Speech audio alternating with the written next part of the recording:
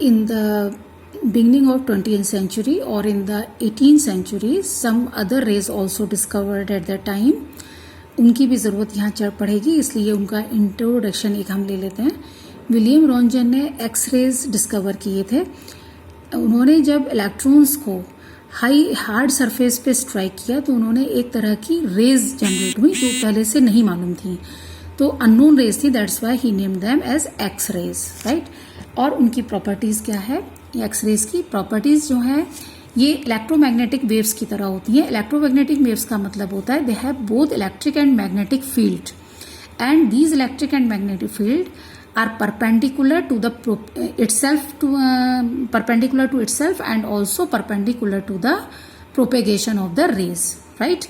आप इस तरीके से समझ सकते हैं कि अगर आप अपनी उंगलियों को इस तरीके से फैलाएंगे, देखिए इस तरीके से अगर आप फैलाते हैं इस तरह से, तो एक डायरेक्शन ये परपेंडिकुलर टू ईच अदर है, तो एक डायरेक्शन किसके लिए है? इलेक्ट्रिक फील्ड के लिए, एक मैग्नेटिक फील्ड की, और एक है प्रोपेगेशन ऑफ द रेज, ठीक है. तो वो इलेक्ट्रोमैग्नेटिक वेव्स होती हैं. दूसरी एक खासियत इलेक्ट्रोमैग्नेटिक वेव्स की होती है, they can pass through the vacuum also, ठीक है, जबकि मैटर वेव्स जो है वो वैक्यूम से पास नहीं हो सकती. तो लाइट वेव्स जो है वो इसकी एग्जाम्पल हैं जिनको आप जानते हैं. तो प्रॉपर्टीज ऑफ एक्सरे क्या थे कि इनकी फ्रीक्वेंसी बहुत ज़्यादा थी, वेवलेंथ बहुत कम थी, इसलिए इनकी पेनिट्रेशन पावर बहुत ज़्यादा है. दूसरा, फ्रीक्वेंसी एडजस्ट करके इनकी पेनिट्रेशन पावर को भी एडजस्ट किया जा सकता है, इसीलिए एक्सरेज को हम इस्तेमाल करते हैं फ्रैक्चर बोन को जानने के लिए. इसके अलावा अगर हमें स्टील पाइप्स वगैरह में भी कहीं फ्रैक्चर होता है तो उसको भी क्रैक होता है तो उसको भी एक्सरेज की हेल्प से निकाला जा सकता है. एक दूसरे तरह की रेज थी Becquerel rays, or we can say radioactive rays. So radioactive rays discovered by the Henry Becquerel, that's why they named as a Becquerel rays. अब radioactive rays क्या होते हैं कि एक स्पेशल टाइप के, एक डिफरेंट टाइप के एलिमेंट्स होते हैं जो अनस्टेबल न्यूक्लियस होने की वजह से कुछ रेज रिलीज करते हैं. यहाँ पर हम रेडियम ले रहे हैं इस तरह का, जो कि एक रेडियो एक्टिव सब्सटेंस है. तो spontaneously they release some radiations. जब इन रेडिएशंस को फोटोग्राफिक प्लेट से एक्सपोज किया जाता है तो फोटोग्राफिक प्लेट ब्लैक हो जाती है, राइट. अगर हम यहाँ पर पॉजिटिव और निगेटिव फील्ड लगा देते हैं तो ये रेज 3 पार्ट्स में डिवाइड हो जाती हैं. Some rays move towards the positive side, that means they are made up of negatively charge particle, and he name them as beta rays, right. And some deflect towards the negative side and he name them alpha rays, ठीक है. और कुछ जो है without deflection निकल जाती हैं, they known as a gamma rays. Beta rays just like the electrons की बनी हुई कैथोड रेज की तरह होती है, -1 E0, राइट. और जो अल्फा रेज होते हैं वो हीलियम के न्यूक्लियस होते हैं, +2 यूनिट चार्ज होता है और 4 यूनिट मास होता है. यानी अगर 2 इलेक्ट्रॉन दे दिए जाएं तो ये हीलियम एटम में चेंज हो जाएगा, राइट.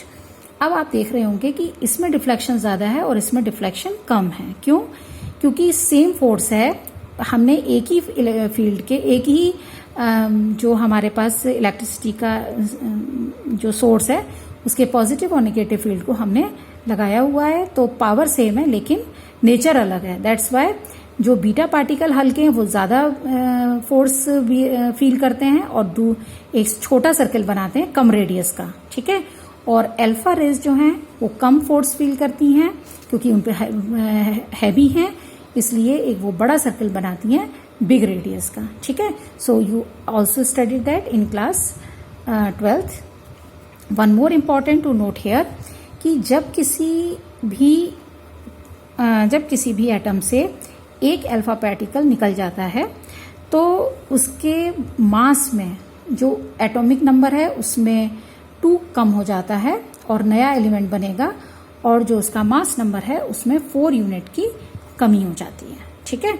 अब अगर इसमें से एक बीटा पार्टिकल निकल जाए तो एक नया बनेगा जिसका Z-1, यानी कि अगर एक बीटा पार्टिकल निकलता है तो एटॉमिक मास में 1 यूनिट की एटॉमिक मास एज सच रहता है और एटॉमिक नंबर में 1 यूनिट बढ़ जाता है, राइट. तो ये कितना हो जाएगा? यहाँ पे Z-1 हो जाएगा बजाय 2 के, ठीक है.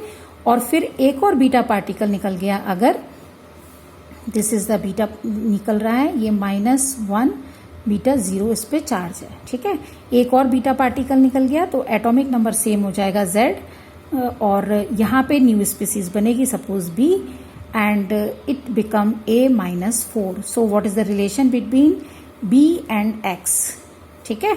सो ये दोनों क्या है, एक दूसरे का आइसोटोप है, that means it is not B, it is X, क्योंकि isotopes having the same chemical properties but their mass are different. तो अगर हम देखें तो एक अल्फा पार्टिकल निकलने के बाद जो हमारा एलिमेंट है वो पीरियोडिक टेबल में 2 प्लेसेस पीछे हो जाता है, और बीटा पार्टिकल निकलने के बाद 1 प्लेस आगे हो जाता है, ठीक है। तो ये सोडी-फजान्स रूल कहे जाते हैं। क्या समझ में आया कि अगर एक अल्फा पार्टिकल निकलेगा, एटॉमिक मास में 4 यूनिट की कमी और एटॉमिक नंबर में 2 यूनिट की कमी है, लेकिन अगर एक बीटा पार्टिकल निकलता है, मास रिमेन अनअफेक्टेड है, लेकिन एटॉमिक नंबर में 1 यूनिट बढ़ जाता है, राइट। Z-2 से Z-1 हो गया, 1 यूनिट बढ़ जाता है।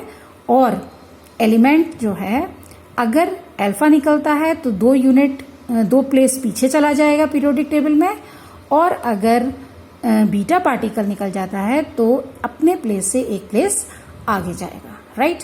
So these are known as Becquerel rays because they discovered by the Becquerel, and they also known as radioactive rays because they spontaneously come out from the unstable nucleus, for example radium, polonium, etc. Now one more important part, they are of 3 type, alpha, beta, gamma. Penetration power सबसे ज्यादा gamma की होती है, उससे कम beta की होती है, और उससे कम अल्फा की होती है। So these are so many rays discovered at that time, और इनकी भी यहाँ पर हमें जरूरत पड़ेगी, इसलिए हम इनको स्टडी कर रहे हैं। अब थॉमसन का जो मॉडल था उसमें को हमने स्टडी इसलिए किया क्योंकि Thomson was the first person who gave the idea that electron proton are present in close vicinity even then they are not disturbing to each other. That means some proper arrangement present inside the atom and we have to discover this particular arrangement.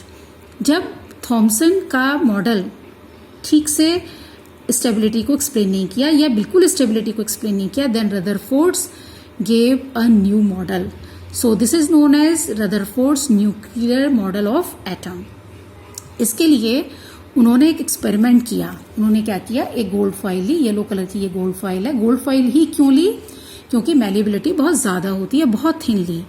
ये 1000 atom in thickness थी, और जब इस radium से निकलने वाले alpha particles को का बम्बार्डमेंट इसके ऊपर कराया गया, तो सोचा ये जा रहा था कि थॉमसन के अकॉर्डिंग मास इवनली डिस्ट्रीब्यूटेड है, तो सभी पार्टिकल बराबर फोर्स फील करेंगे और आराम से एक पर्टिकुलर कांस्टेंट स्पीड के साथ इस प्लेट को पास आउट कर जाएंगे।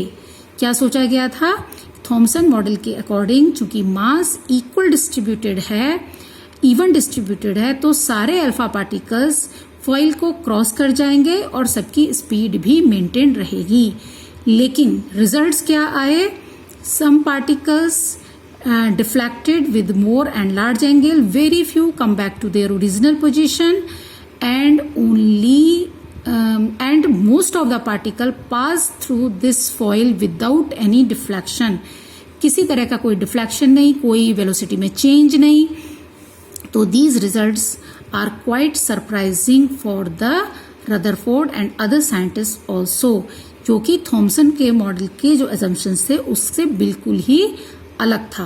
So on the basis of this his experiment, Rutherford gave the conclusion that total positive charge and total mass of the atom concentrated in a very very small area, and this small area set as nucleus by the Rutherford, ठीक है।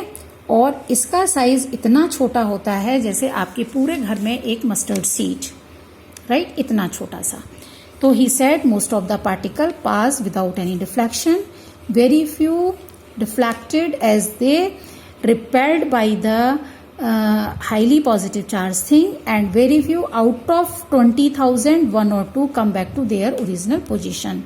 So on the behalf of these observation he concluded and gave his model that atom is spherical in shape, total part empty, only in a very small area, total positive charge and mass concentrated, and it is known as nucleus. Electron revolved around this nucleus just like the planet revolve around the sun. Thank you.